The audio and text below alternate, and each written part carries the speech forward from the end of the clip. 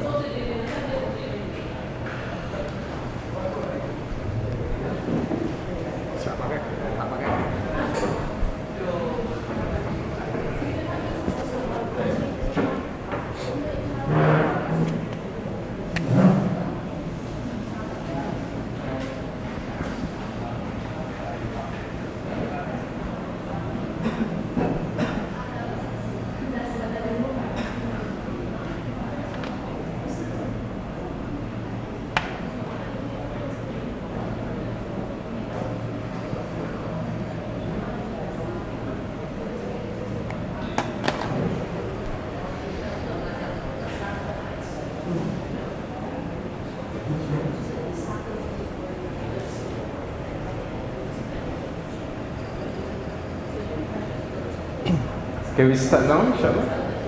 Yeah? Bismillahirrahmanirrahim. Alhamdulillahi Rabbil Alamin. Wassalatu wassalamu ala Rasulillah wa ala alihi wa sahbihi ajma'in. Rabbi shrah li sadri wa yassir li amri wa hlul 'uqdatam min lisani yafqahu qawli. Assalamualaikum warahmatullahi wabarakatuh. How are you all doing today? Alhamdulillah. So far so good?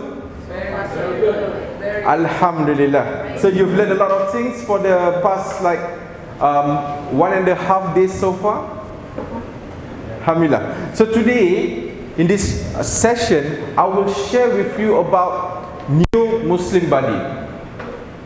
Can I have a show of hands?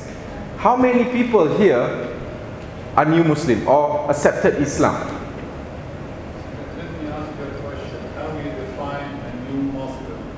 What's your New Muslim means to say here is that someone who accepted Islam. It's not called Muslim. You mean converted? Reverted to Islam, yeah, converted. So how many years? It doesn't matter. Doesn't matter. Okay. The rest, born Muslim? Sorry? Now your question is a born Muslim? New Muslim, accepted Islam. Accepted Islam. 1, 2. The rest are all born Muslim. 那个就是你是入教的请举手，入教的请举手，不是出生就是入手。So, okay, so we have a few people here who accepted Islam, yeah? So now I would like to ask you, have any one of you witnessed a shahada? Witnessed someone accepting Islam? Yes. Alhamdulillah. So, my question here is, when someone accepts Islam, how do you feel? Happy? Do you feel like you want to cry? Right? We feel very overjoyed. We are so happy that we have a new brother or a new sister in Islam, and that person become part of the family, right? But the question here is, what happened after they become a Muslim? This is where our topic will be focused on this section, which is called New Muslim Body or New Muslim Mentorship. In this section, I will share with you on how we can help this new Muslim learn about Islam, how we can follow up with them and make sure that we become a support for them. And also I will go through the steps one by one, inshallah, on how we can establish a good communication with them. So, as a global survey that has been done in the UK, did you know that 40 to 50% of new Muslims, people who accepted Islam, they either become non-practicing Muslim or they become non-Muslim again. This is what happened in the whole world. It's either they become non-practicing, they don't practice Islam, or they become back to their old ways, they become non-Muslim. So we have a serious problem in this area where we as Muslims who Allah subhanahu wa ta'ala have given us ease to understand the religion, give us the knowledge right from when we are born, but when after that we are given the responsibility to guide someone who is new, we fail to do that. And as we all know that new Muslims, they are just, when they accepted the message, they are just like a piece of white cloth. Or maybe some people say they are just like a baby, a newborn baby. And this is where, can you imagine if someone who has just accepted Islam, sometimes we try to give them so much information until they become stressed. I do not know here, but is it normal for us after the person become a Muslim, we ask them to wear hijab? Is this normal here? Normal, yeah? So, we will discuss that inshallah in the afternoon, yeah? On what can we do. But now, based on the statistics, from what you know, from your experience, can you share with me what are the challenges that they face after they accepted Islam? Anyone here? Okay, let's go through together. Number one, family rejection. Okay, good. The family do not want them. Oh, you become a Muslim, please go away from the house. Something like this. How about you, Brother Aziz?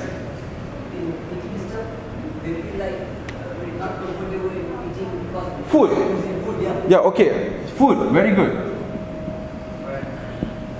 Anything else? Work. Maybe they are not accepted at work. Work termination, you say. What else? Friends, they lose friends, very good.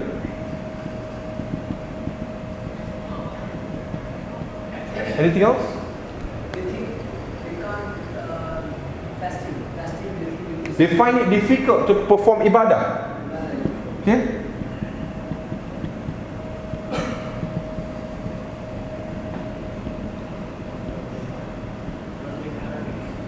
Anything else? Can't read Arabic, okay? Difficult to understand the Islamic knowledge, let's say.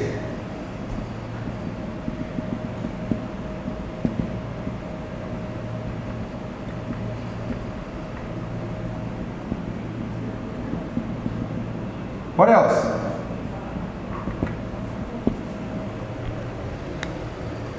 Do you think it's a problem for them to adjust with the Muslim community? Yeah?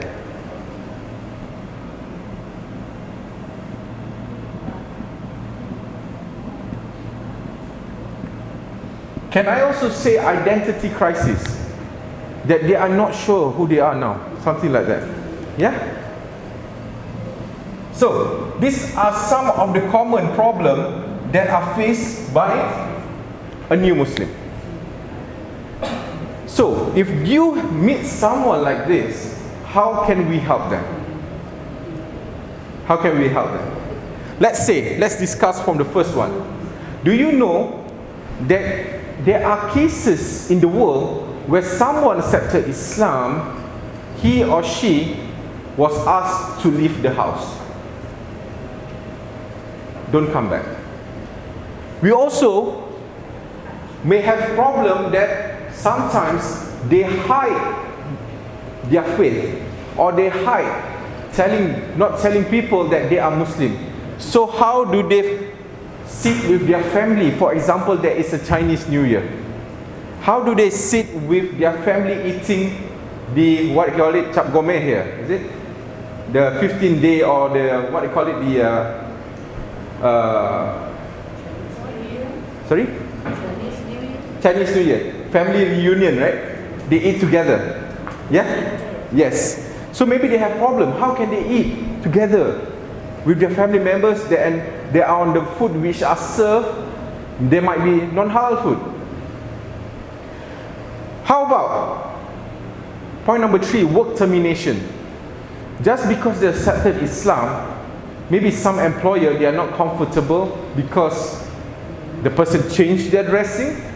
Before this, they were not wearing hijab. Now they are wearing hijab.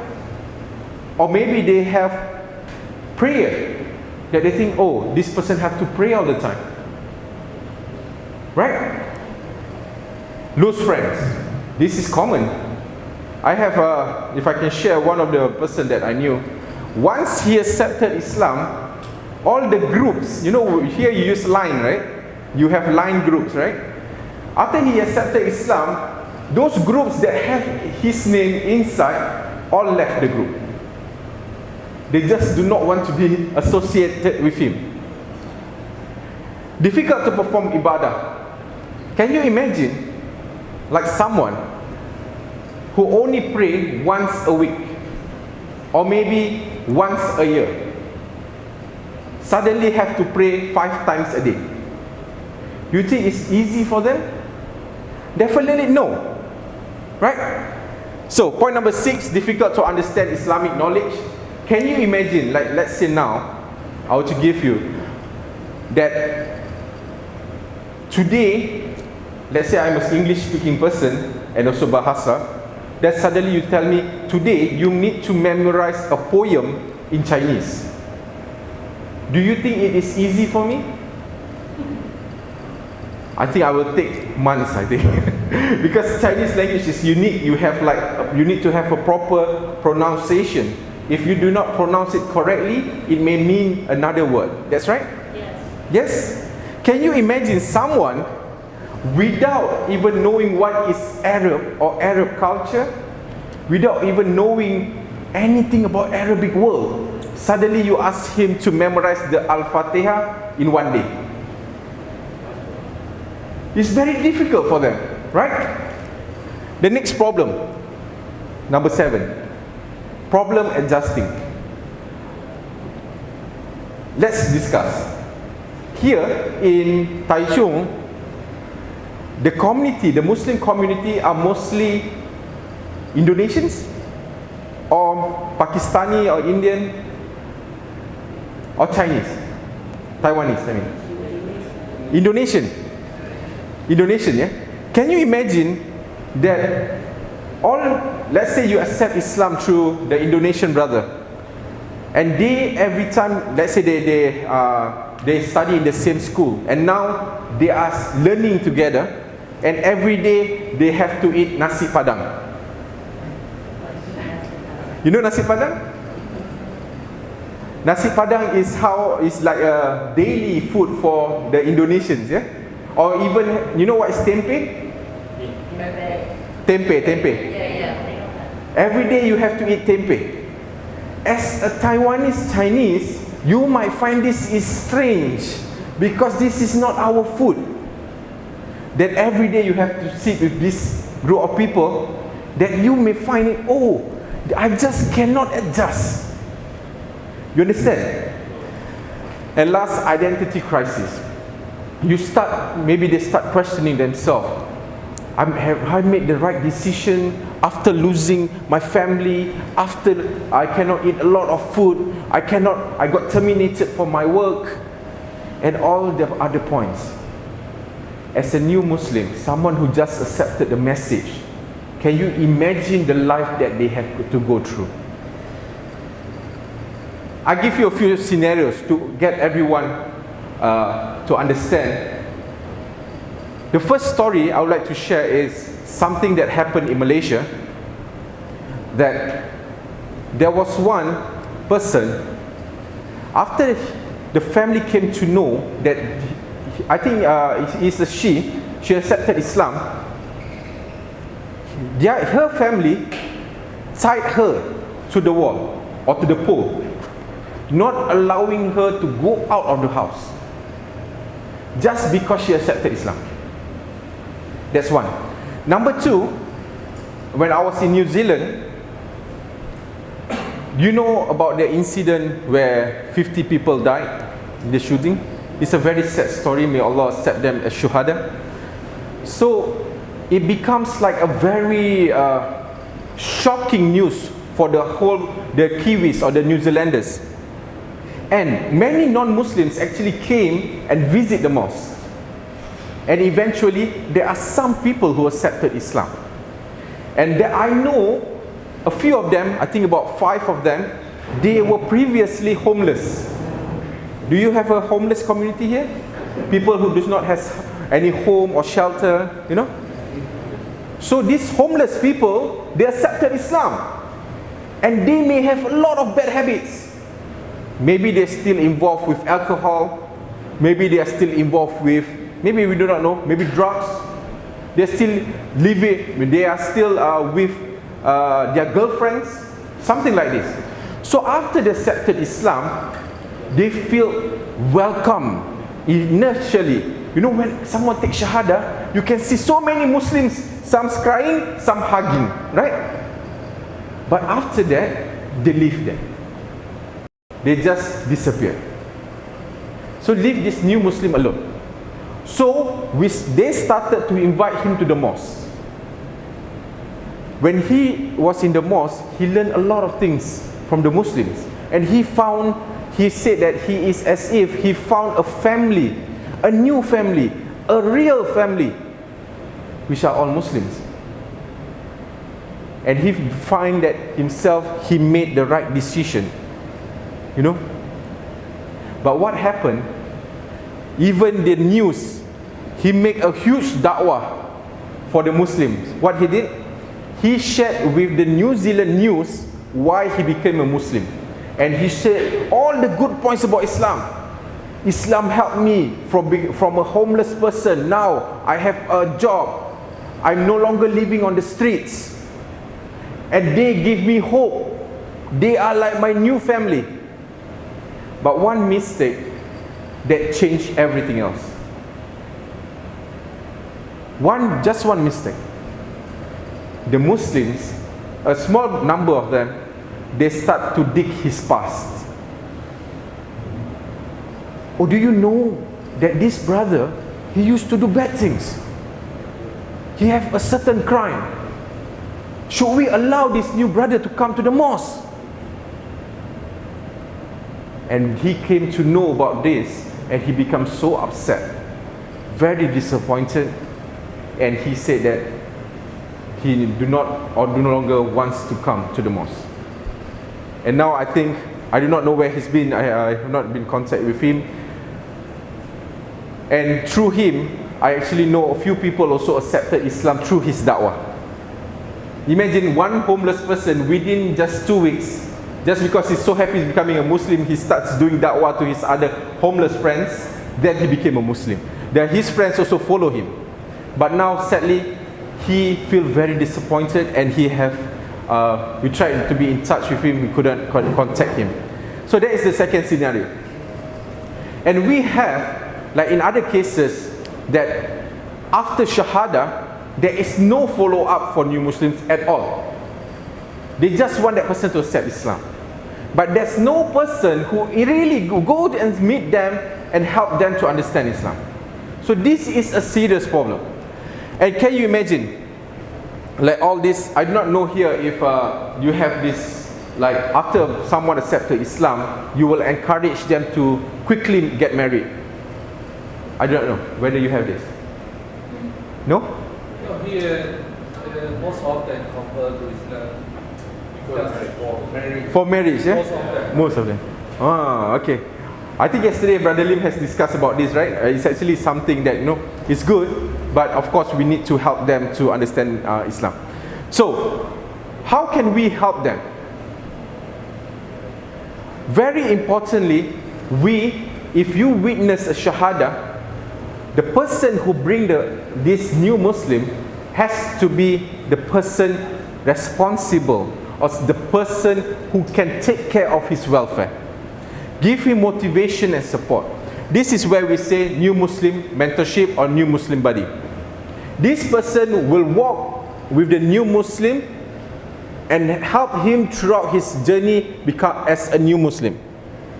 And when I mention this, if let's say, how we connect with people, let's say the person accepts Islam through the Indonesian brothers. How can we help them? Let's say that person is Taiwanese Chinese. The very important is to connect them to a mosque. This is an important point. Because mosque is where they get to know the community. Let me do this. Connect them. Number one, local mosque.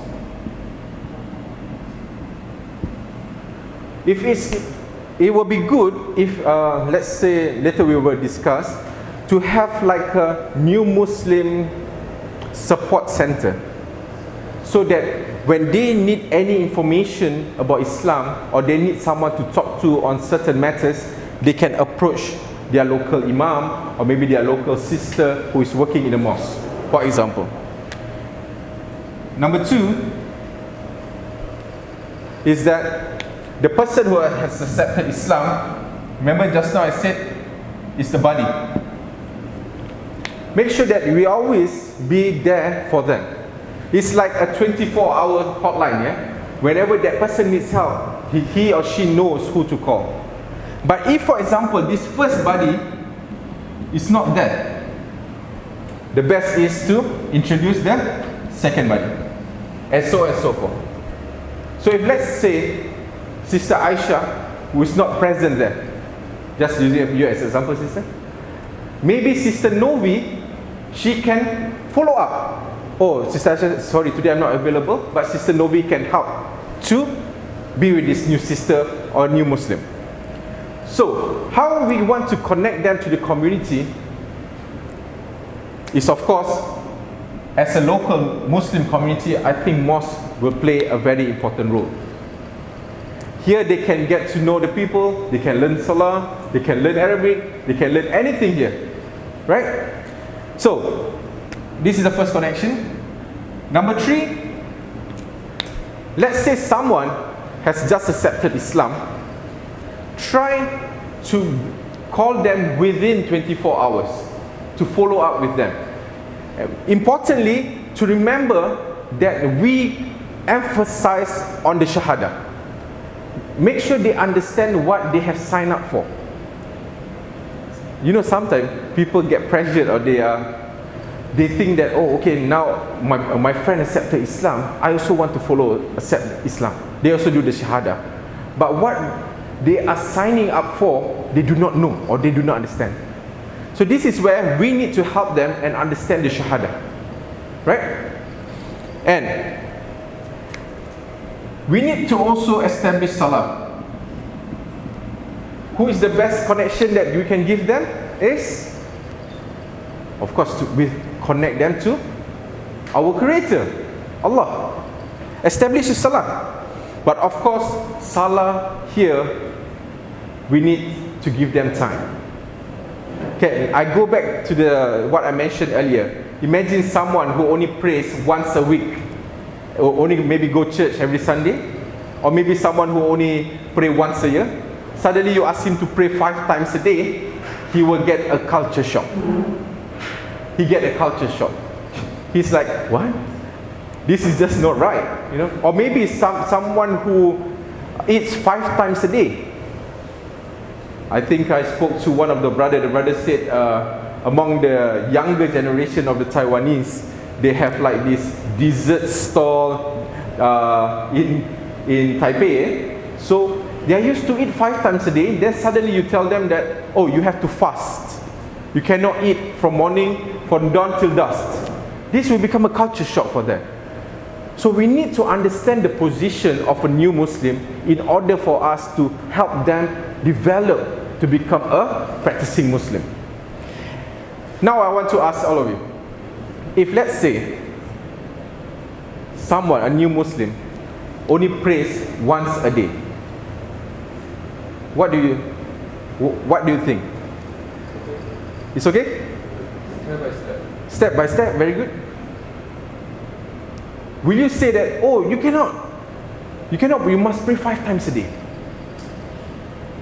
It doesn't work that way. What we can do, even if they pray 1 time a day, we can give them a motivation where we can say that, Alhamdulillah, it's very good. At least you pray 1 time a day. You can try harder, or you can continue to improve, but take it slowly, step by step. Right? How about I asked you, like new Muslims who have bad habits. Say they are still living with their partner. They're sleeping with maybe their girlfriend, boyfriend, right? Maybe some people say, oh, it's haram, haram, haram. But after they become a Muslim, they already made their decision to become Muslim, but they still have this life that they still have. Can you say to someone that is working, let's say, in a haram place? In a haram place, maybe they're working in a club. Yeah? After they become a Muslim, you have to quit. Will you say that? There is a high possibility he will lose income. And there is a high possibility that he also may fall into financial crisis. So how, as a new Muslim, would they have the motivation enough to face through all that challenges? So I want you to understand one thing. There is a hikmah that we usually use about how the Quran was revealed. How many years does the Quran reveal? Huh? 23 years.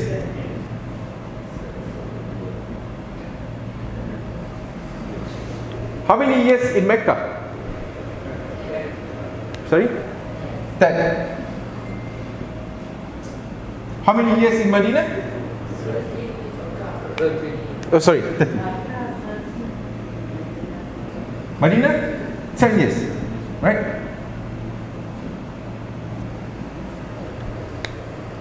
Let's say we take the example of alcohol. Right? When the first ayah which was revealed about alcohol, what does Allah say? Sorry?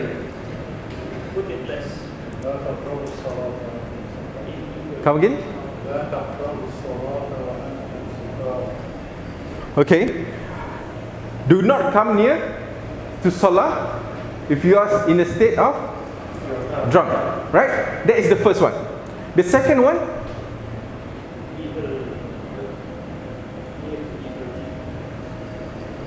there is good in it but more harm. Right? That's the second one. How about the third one?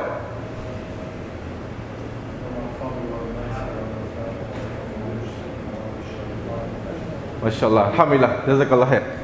Allah says that it has been made haram for you, intoxicants or alcohol, and also the blood, and also the flesh of the dead animal, right? So it's made. But if you understand the hikmah or the wisdom behind this, how Allah revealed this ayah, when the Sahaba were in Makkah, they are all considered new Muslim. Am I right?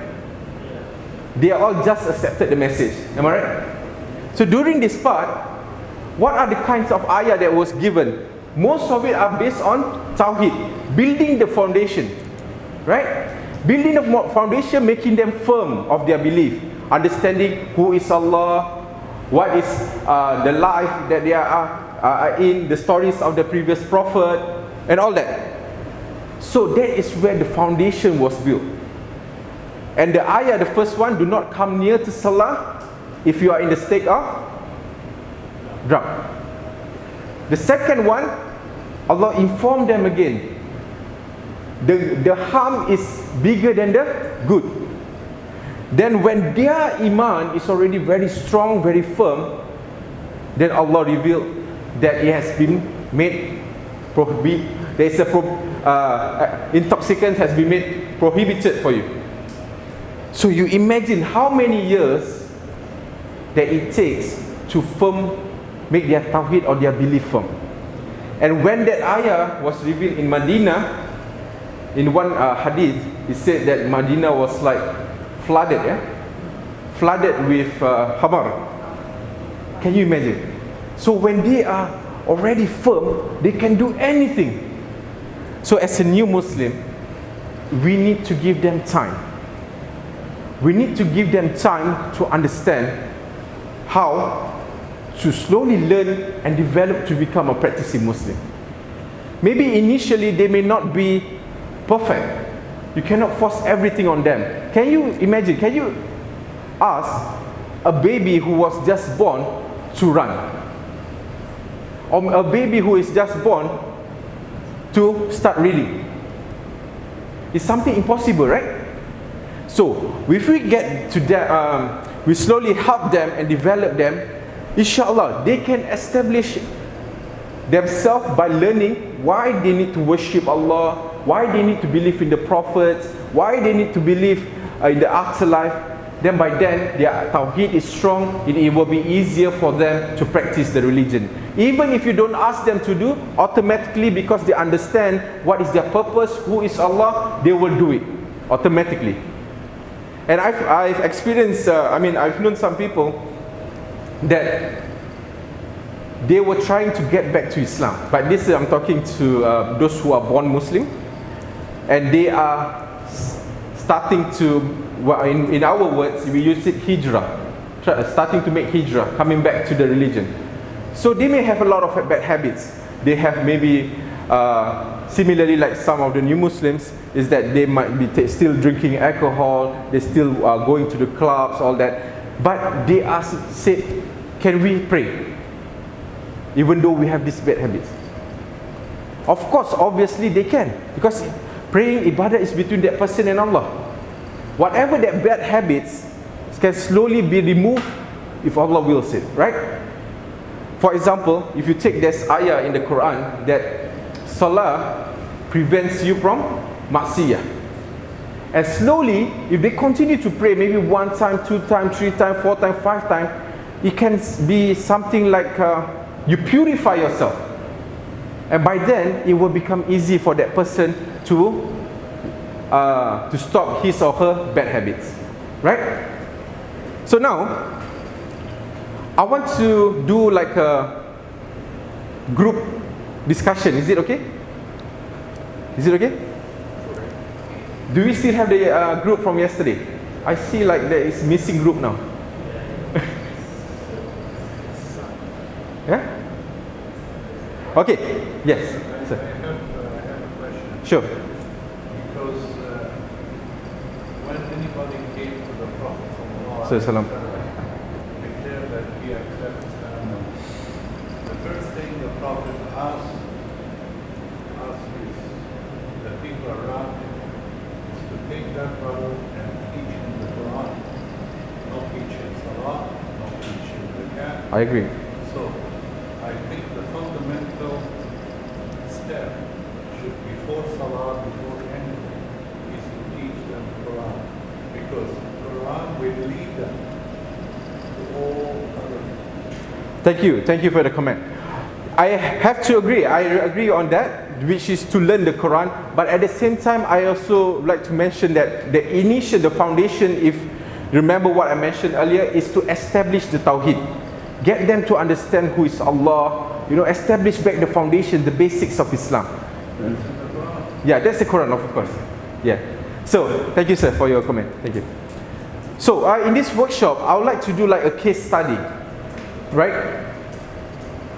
In your group, we will do by this table 1, 2, yeah. At that moment, the local language is Arabic, so that is one for them is not so important. Come again, sorry? At that moment, the local language was Arabic, Yes. so they can directly go to class. Yeah. But our main language is not Arabic. Yes, okay. During the time of the Prophet, the Quran, they were Arabs, so it's easier for them to understand the Quran. But as for now, the context is that many of the people who accepted Islam, they are non-Arabs. So that might be a challenge for them to learn the Quran directly. So that's where I mentioned again to emphasize on the Tawheed first, get them to know who is Allah, what is their purpose of life, and at the same time, use verses from the Quran to help them to understand. Yeah, I think that is the way forward. Yeah, okay, coming back to the workshop, the discussion, can we quickly form into our groups and we will do a case study on how we can help a new Muslim. I will give you, how many tables we have? We have 4 teams. Can you be grouped in one team? The brothers? Okay.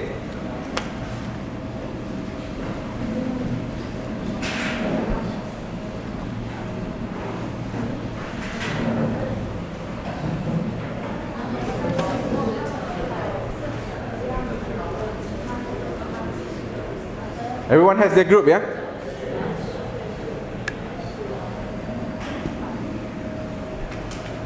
Let's say, okay, group number 1, the scenario is like this. Appoint the Amir, the leader of this group. Discuss with your group. Let's say someone by the name of Lee come to the mosque and decided to understand more about Islam. Then after that he accept Islam, but his major problem is that he cannot share his faith. What can you do to help him learn Islam? Share his faith. Cannot share the faith, right? Yes. Share his Faith, kepercayaan. Yes, yes. share it with Other people if he accept Islam, yes. Right? How can you help him? Alright? For this group, let's say someone accepted Islam with you, then after that they are having problems going back to their family, where the family are still preparing non-halal food. How can you help them? Is that okay? You discuss this in your group. Then for Sister Hannah's group and Aisha, let's say that a lady accepted Islam, but she cannot wear a hijab. So discuss how you can help them or give them advice. And for your team, inshallah, let's say a person who just accepted Islam and he lost his work just because he said that he believes in Allah. So how can you help that person? Inshallah. So I give you about 10 minutes to discuss, then later we will do the discussion together, inshallah. Assalamu alaikum.